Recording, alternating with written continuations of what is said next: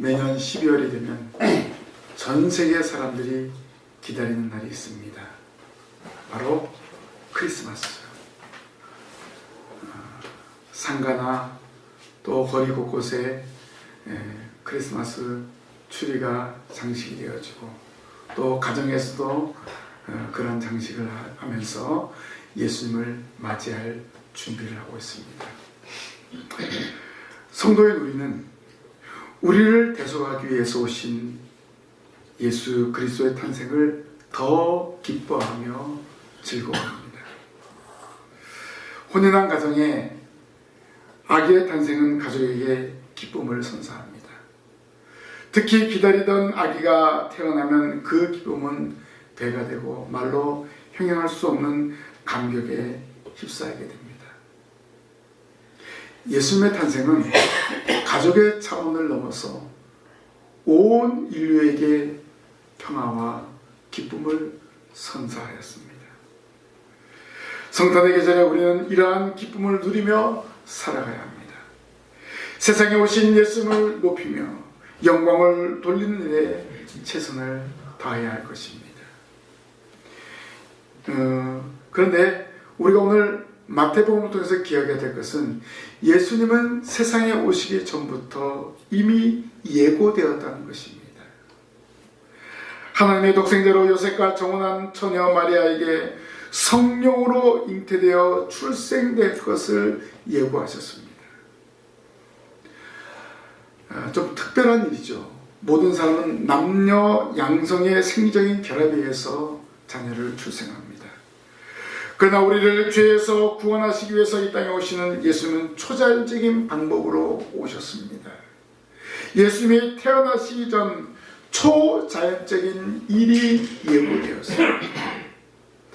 구약의 선자들을 통해서 메시아가 태어날 것을 예고하였습니다.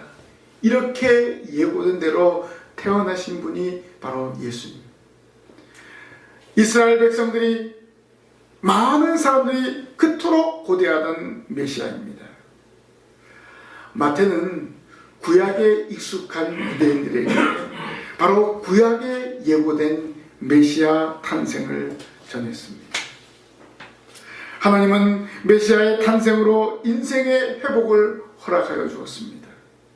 하나님과 단절된 인생에게 새 장을 열어주신 것입니다.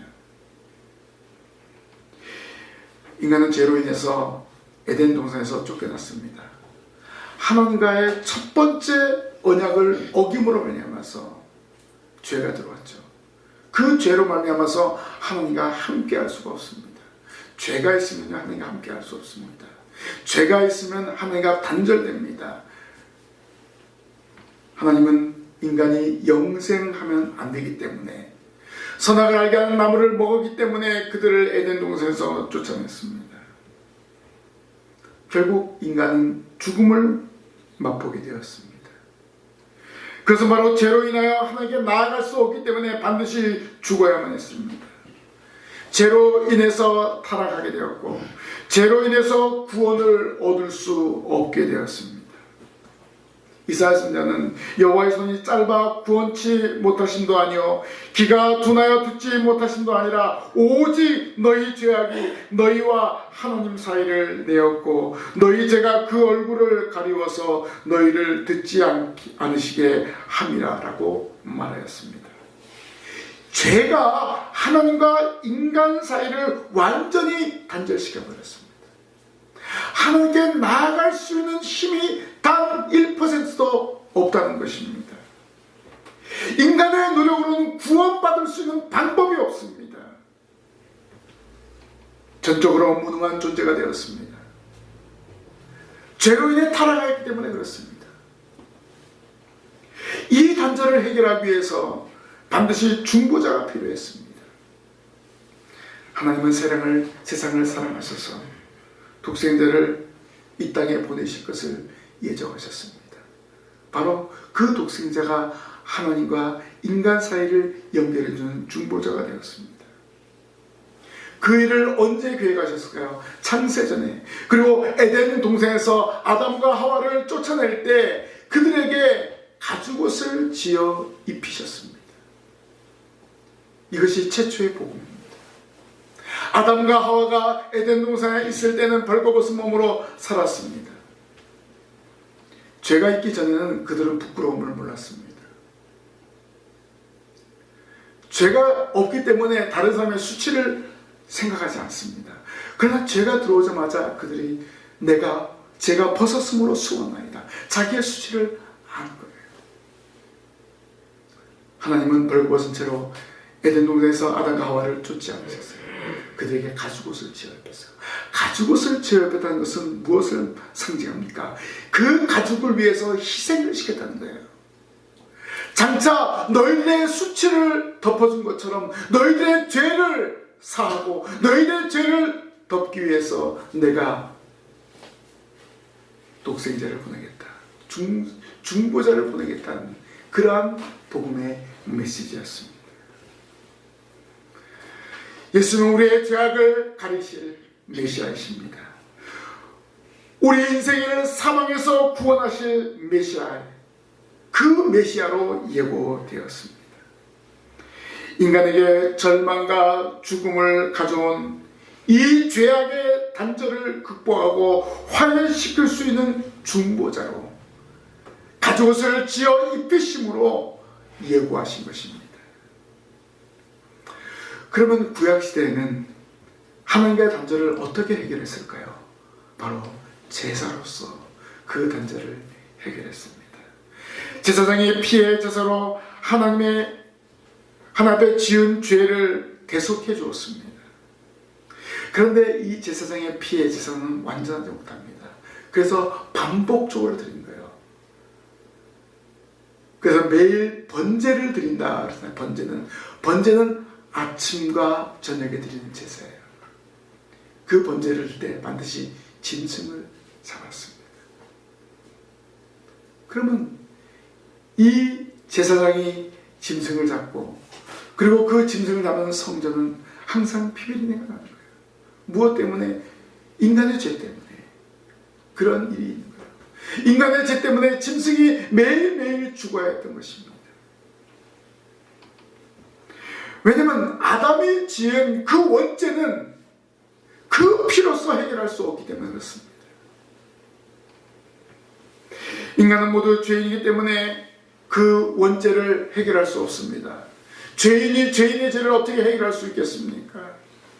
반드시 중보자가 필요합니다. 그래서 하나님은 메시아를 예고하셨습니다. 메시아는 죄가 없는 완전한 인간이어야 하고 하나님이어야 합니다. 그래야 하나님과 인간 사이에서 중보 역할이 가능하기 때문입니다. 하나님은 인간을 구원하기 위해서 메시아를 선지자를 통해서 약속하셨습니다. 율법과 예언의 궁극적인 목적이 바로 하나님이십니다. 그리고 인간이신 메시아 예수님이십니다. 예고된 대로 탄생하신 메시아는 율법과 구속을 완성하셨습니다. 죄로 인하여 단절된 하나님과 인간의 막힌 담을 헐어버리셨습니다. 우리는 메시아이신 예수님을 믿음으로 구원받는 은혜를 누리게 되었습니다. 우리는 이러한 감격 때문에 매주일 하나님 앞에 나와 예배하는 것입니다. 예고된 메시아는 하나님의 구속사역을 완성시키는 중보자입니다. 신약의 시작인 마태복음에 기록된 예고된 메시아의 탄생을 통해서 오늘 이 한 시간 은혜를 나누기를 원합니다. 예고된 메시아의 탄생은 첫째로 성령으로 잉태된 탄생입니다. 하나님은 중보자이신 메시아를 이 세상에 보내실 것을 이사야 선지자를 통해서 예언하셨습니다. 그러므로 주께서 친히 징조로 너에게 주실 것이라. 보라, 처녀가 잉태하여 아들을 낳을 것이요 라고 말씀하셨습니다. 이 이사야의 예언은 예수님이 이 땅에 오시기 700여 년 전에 말씀하신 것입니다. 정말 이해할 수 없는 그런 내용입니다. 여기 처녀가 잉태하여 아들을 낳을 것이요 라고 했어요. 어떻게 처녀가 잉태하여 아들을 낳는다는 것입니까? 그 처녀가 잉태하여 낳은 아들이 바로 메시아입니다. 그러면 마태는 예고된 메시아의 탄생을 18절 말씀에 그리스도 예수의 나심은 이러하니라 그의 어머니 마리아가 요셉과 약혼하고 동거하기 전에 성령으로 잉태된 것이 나타났더니 라고 했습니다. 바로 이사야 선지자가 예언한 처녀가 잉태하여 아들을 낳을 것이요 라고 했는데 그 처녀가 어떻게 잉태하게 되는가? 바로 성령으로 잉태되었다라고 말씀하고 있습니다. 메시아의 탄생은 인간의 자연 법칙이 아닌 성령으로 된 것입니다. 성령께서 동정녀 마리아에게 역사하셔서 하나님의 큰 일을 행하게 하신 것입니다. 메시아의 동정녀 잉태는 반드시 되어야 할 일입니다. 죄를 정가받지 않는 인간이 이 땅에 태어나기 때문에 성령으로 잉태하게 하셔서 세상에 오게 하신 것입니다. 오늘도 저와 여러분이 고백했잖아요. 사도신경을 통해서 동정녀 마리아에게 나시고, 이 고백이 너무나 중요합니다. 예수님은 자연법적으로 나신 분이 아닙니다. 남자의 씨를 받은 것이 아니라 바로 성령으로 잉태되었다 이 말입니다. 완전한 사람으로 이 땅에 오셨음을 말씀하고 있습니다. 바로 완전한 사람으로 이 땅에 태어날 것을 예고하신 것입니다. 예수 그리스도의 동정녀 탄생을 믿는 믿음이 바로 그분이 우리의 구세주임을 인정하는 것입니다. 그렇다고 해서 동정녀 마리아를 숭배하는 것은 잘못된 것입니다. 마리아를 사용한 것뿐입니다. 오늘 예수님 외에는 하나님께 나아갈 다른 방법이 없음을 우리는 사도신경을 통해서 고백하는 것입니다. 태초에 계셨던 말씀이신 하나님이 인간을 구원하시려고 성육신한 것을 믿는 믿음이 구약의 모든 예언이 성령을 통해서 이 땅에서 이루어진 것입니다. 요한은 무엇이라고 말했습니까? 말씀이 육신이 되어 우리 가운데 거하시네. 우리가 그 영광을 보니 아버지의 독생자의 영광이요 은혜와 진리가 충만하더라. 말씀이 육신이 되어 이 땅에 오신 바로 하나님, 그분이 바로 독생하신 하나님, 메시아이십니다. 메시아로 오신 예수 그리스도를 믿고 고백하는 것은 예수님을 진정한 중보자로 믿는 것입니다. 그 중보자 예수님은 십자가에서 모든 죄를 대속하시고 단 한 번 죽으심으로 영원한 속죄를 이루었습니다. 인간이 그토록 짊어지고 있던, 해결할 수 없던 그 원죄를 해결하시고 하나님 보좌 우편에 앉아 계십니다. 지금도 하나님 보좌 우편에서 교회와 성도를 다스리고 계십니다. 끊임없이 성도를 위해서 기도하고 계시는 예수님입니다. 그래서 우리가 기도할 때 예수님의 이름으로 기도하는 것입니다. 바로 그 예수님의 이름만이 능력이 있고 권세가 있기 때문에 그렇습니다. 예고된 메시아의 탄생은 바로 성령으로 잉태된 탄생이었습니다. 두 번째로 예고된 메시아의 탄생은 다윗의 후손으로 탄생입니다. 다윗의 후손으로 탄생하셨다, 이 말은 무엇을 말할까요? 세상에 오신 메시아의 역사성을 확실하게 하는 말씀입니다. 누구의 후손. 우리나라도 상당히 족보를 중요하게 여깁니다. 김아무개 하면은 어디 후손이냐, 누구의 후손이냐, 본이 어디냐, 이렇게 이야기합니다. 오늘 예수님이 이 땅에 오시는데 20절 말씀에 이 일을 생각할 때 주의 사자가 현명하여 이르되 다윗의 자손 요셉아 내 아내 마리아 데려오기를 무서워하지 말라. 그에게 잉태된 자는 성령으로 된 것이라 라고 했습니다. 그러면 이 예고된 메시아의 탄생은 인간이 지어낸 신화가 아닙니다. 신화는요, 역사가 아니죠. 뭔가 나라의 건국에 대한 어떤 상징성을 주기 위해서 만들어낸 것이 바로 신화입니다. 하나님의 위대한 섭리로 아브라함과 다윗을 잇는 계보로 예수님은 이 땅에 오셨습니다. 그래서 마태복음 1장의 시작이 바로 계보로부터 시작하지 않습니까? 바로 예수님께서 이 땅에 오신 것이 바로 역사적인 사실이다. 그 역사적인 사실은 오늘 저와 여러분이 항상 느끼고 있어요. 2023년 12월 3일 바로 AD란 말은 그리스도 안에서입니다. 그럼 AD전은 BC예요. 그리스도 이전.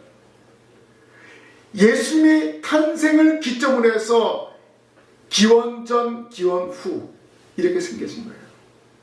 예수를 믿지 않는 사람들도 이것을 인정하면서 살아가고 있는 거예요. 예수님의 탄생이 이렇게 중요합니다. 우리나라 달력에, 전 세계 달력에 단기 몇 년 이겠습니까? 거의 안 씁니다. 아예 쓰지 않습니다. 여러분 지금 단기 몇 년인지 아십니까? 저도 몰라요. 당군을 숭배하는 사람들은 알겠죠. 우리가 쓰고 있는 공식적인 연대는요, 예수님의 탄생을 기점으로 해서 시작이 됐다는 사실을 믿으시기를 바랍니다. 그러니까 모든 사람이 예수님을 인정하는 거예요. 그래서 모든 나라가 바로 이 성탄절을 기대하고 기다리는 것입니다. 하나님의 위대한 섭리로 예수님은 다윗의 후손으로 태어나셨습니다. 그래서 마스터는 다윗에서 요셉이 의로운 사람이라고 말하고 있습니다. 하나님은 메시아를 세상에 보내실 때 경건한 가정에서 태어나게 하시는 것을 알 수 있습니다. 의로운 아버지 요셉을 통해서 메시아를 탄생하게 한 것입니다. 메시아가 세상에 오는 과정에서 요셉은 정혼한 마리아에게 어떻게 했을까요? 정혼한 마리아가 혼전 임신이 되었다는 것은 요셉에게 천병육의 일입니다. 그러나 요셉은 당황하지 않았습니다. 매우 냉정했으며 차분하게 행동했습니다. 불의를 드러내지 않고 오늘 말씀 보니까 가만히 끊고자 했습니다. 마리아의 임신을 공개적으로 드러내지 아니했습니다. 요셉은 자기의 입장보다 이 마리아의 입장을 더 생각하고 이해하는 인격적인 사람이었습니다. 그래서 이 요셉을 의로운 사람이라, 그의 남편 요셉은 의로운 사람이라 그를 드러내지 아니하고 가만히 끊고자 하여라고 했습니다. 의로운 사람이기 때문에 정혼한 여인을 데리고 올 때 데리고 올 수 있었던 것입니다.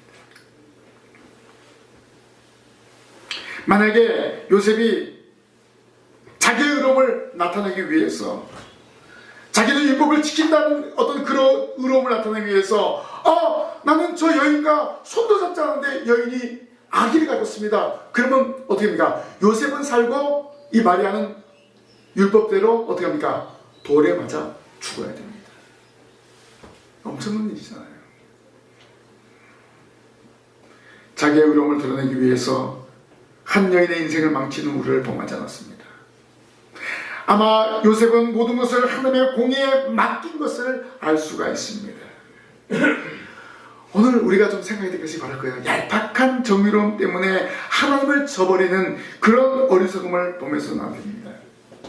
신앙생활은 인간적인 정을 앞세우는 것이 아니라 하나님의 공의와 뜻을 나타내야 됩니다. 하늘 앞에서 나 자신을 바라보고 다른 사람을 바라보는 그런 행동하는 성도가 되어야 합니다. 내가 의로워야 된다 하면서 내 의로움을 자꾸 나타내면 그것은 의로움이 아니라 무엇입니까? 교만이 되는 거예요. 저 사람은 왜 바리새인들과 사두개인들이 있어요? 저 사람은 왜 금식하지 않고, 저 사람은 왜 11조를 내지 않고, 저 사람은 왜 구제하지 않고. 이것은 주님 앞에 책망받았습니다. 자기의 의로움을 나타내는 것 때문에 다른 사람을 정죄하고 다른 사람을 비방하는 거예요. 하나님 원하시는 것은 그것이 아닙니다. 결국 이 의로운 요셉에게 주의 사자가 나타나서 하나님의 위대한 일을 전했습니다. 주의 사자가 요셉을 할 때 다윗의 손 요셉아라고 했습니다. 이것은 너를 통해서 아브라함과 이삭과 다윗에게 이어지는 그런 계대적인 역사가 너의 후손 유다선을 통해서 메시아가 태어날 것을 말하는 것입니다. 천사는 무엇보다도 메시아가 다윗의 자손임을 깨우쳐 주기를 원했던 것입니다. 그리고 장차 태어날 메시아가 바로 유다 지파 왕족이잖아요. 바로 영원한 나라의 왕, 세상 나라의 왕일 뿐만 아니라 영원한 나라의 왕임을 상징하는 것입니다. 천사는 가만히 끊고자 행동하려는 요셉에게 하나님의 뜻을 전달하였습니다. 요셉이 이 일을 생각할 때 원리 원칙대로 문제를 해결하고자 한다면 마리아의 임신 사실을 안 즉시 그는 신고를 해서 이 마리아가 돌에 맞아 죽어야 했습니다. 그러다 메시아는 이 땅에 태어나지 않죠. 하나님 이렇게 놔두진 않죠. 그런데 요셉은 어떤 원칙보다도 선하게 해결하려고 했던 것입니다.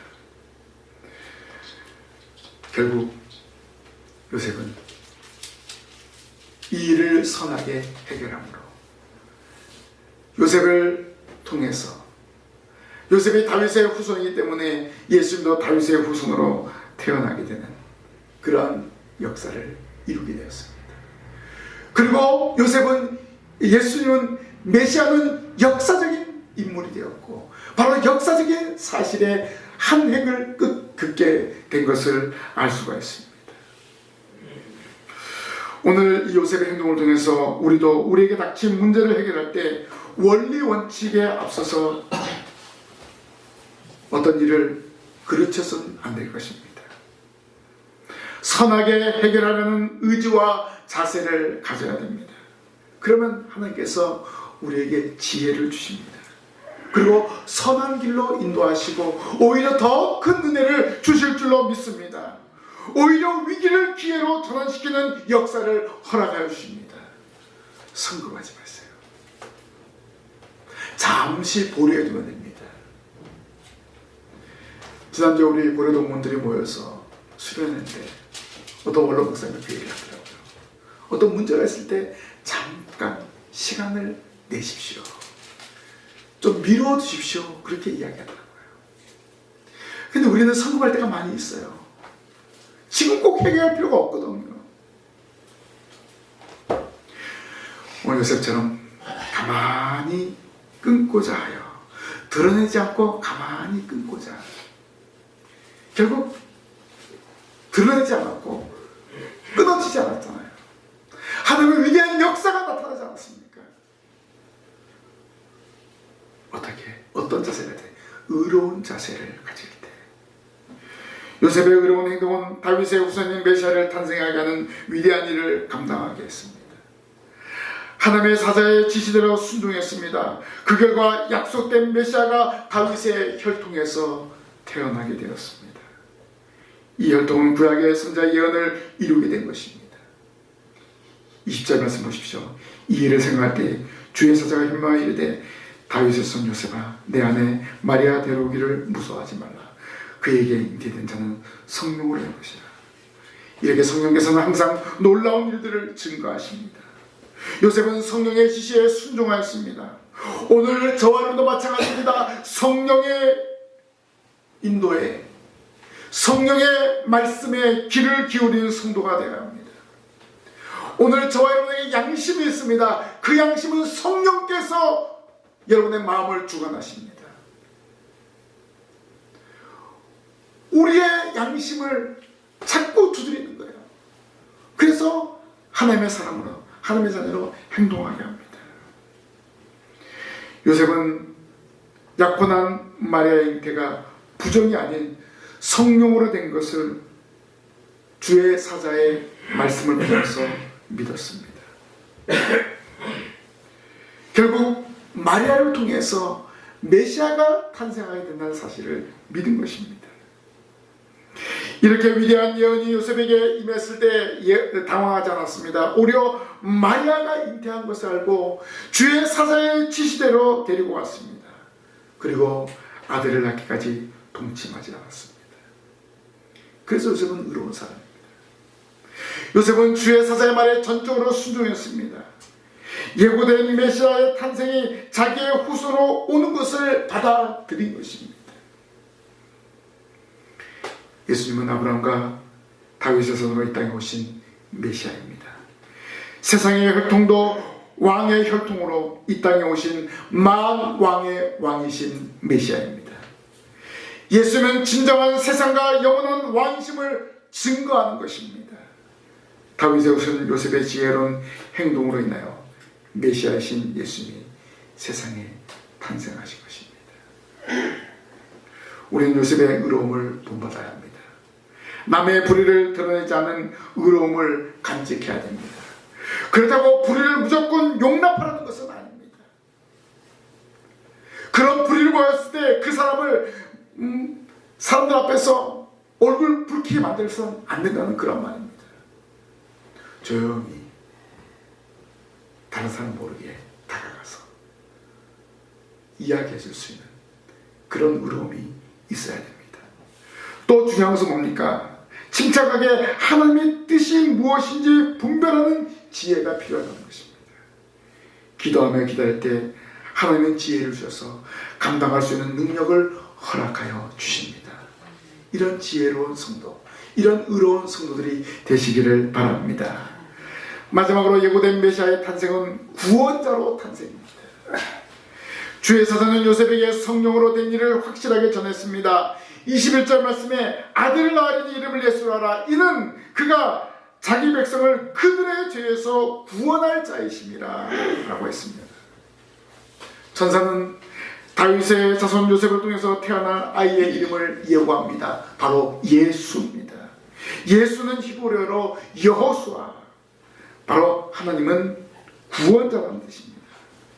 바로 이름부터 세상을 구원할 메시아로서의 모습을 갖춘 것을 알 수가 있습니다. 요셉과 마리아에게서 태어날 아이는 진정한 구원자로 이 땅에 온다는 것을 약속하였습니다. 당시 이름을 지을 때는 그 사람이 장차 할 일을 알려주는 그러한 상징적인 이름이 많이 있습니다. 구약의 여호수아는 하나님의 구원하신 능력을 이스라엘 백성들에게 보여주지 않았습니까? 이스라엘의 가장 위대한 영조다 모세도 가나안 땅에 들어가지 못했지만 이 여호수아는 백성들을 이끌고 요단강을 건너서 가나안에 들어갔습니다.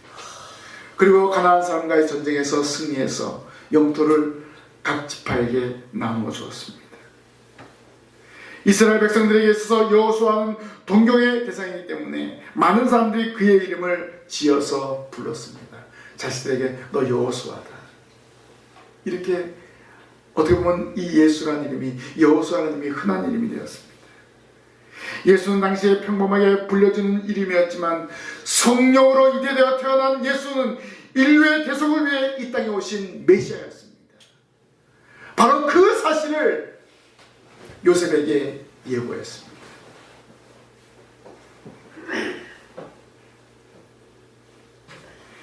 세상에 함께 속하면서 세상을 구원할 준비를 하셨고 그 일을 감당하신 메시아였습니다. 세상에 오신 메시아라는 것은 궁극적으로 자기 백성을 구원하는 것입니다. 즉 이 땅에 오시면서부터 예수님은 왕권을 가지고 오신 것입니다. 자기 백성을 구원하기 위해서 오신 왕이신 메시아라는 그런 말씀입니다.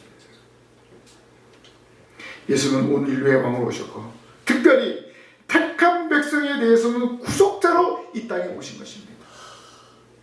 자기 백성을 그들에 대해서 구원하시기 위해서 오신 것입니다. 그 이름을 믿는 자에게는 구원의 은총을 허락해 주신 것입니다. 그래서 죄 없이 이 땅에 태어나기 때문에, 원죄와 관계없이 태어나기 때문에 성령으로 동정녀 마리아에게서 태어나게 하신 것을 알 수가 있습니다. 자기 백성을 구원하러 이 땅에 오신 예수님께 우리는 감사하고 영광을 돌리는 성도가 되어야 합니다. 그 예수님께 경배하고 그 예수님께 감사를 드리는 것입니다.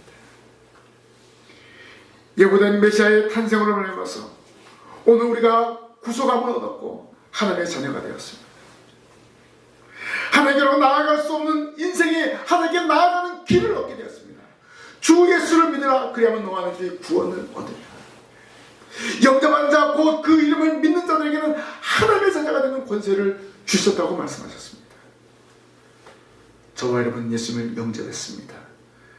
그러면 하나님의 자녀가 된 줄로 믿습니다. 지금 그래서 우리는 끊임없이 예수님의 이름으로 기도하고 있지 않습니까? 그러면 하나님 보좌 우편에 앉아계신 예수님은 우리의 기도를 들으시고 하나님께 아뢰는 거예요. 그래서 예수님은 하나님 보좌 우편에서 교회와 택한 백성을 다스리고 계십니다.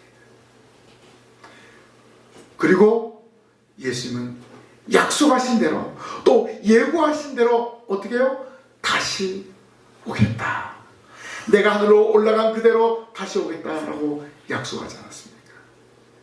그러면 우리는 예수님께서 탄생하신 이 성탄절을 준비하면서 이미 탄생하셨고 우리를 위해서 속죄하셨고 이제는 다시 오실 예수님을 소망하면서 재림하실 예수님을 기대하면서 예수님을 증거하는 증인으로서 하루하루를 살아가는 이 자리에 참여한 우리 모든 성도들이 되시기를 주님의 이름으로 간절히 부탁을 드립니다.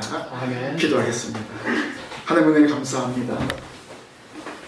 예고된 메시아의 탄생, 하나님께서 약속하신 대로 이 땅에 오셨고 또 저희들 위해서 화목제물이 되오셨고 이제 다시 오실 것을 준비하고 계심을 저희들이 믿습니다. 다시 오실 주님을 소망하면서 날마다 믿음 가운데 살아가는 저희들 되게 하여 주옵소서. 이 땅에 오셔서 화목제물 되오신 예수님을 증거하는 증인 되게 하시고 많은 사람을 예수님을 믿을 수 있도록 복음을 증거하는 증인의 삶을 살아갈 때 이 자리가 채워지는 놀라운 역사가 나타나게 하여 주옵소서. 예수님 이름으로 기도하옵나이다. 아멘.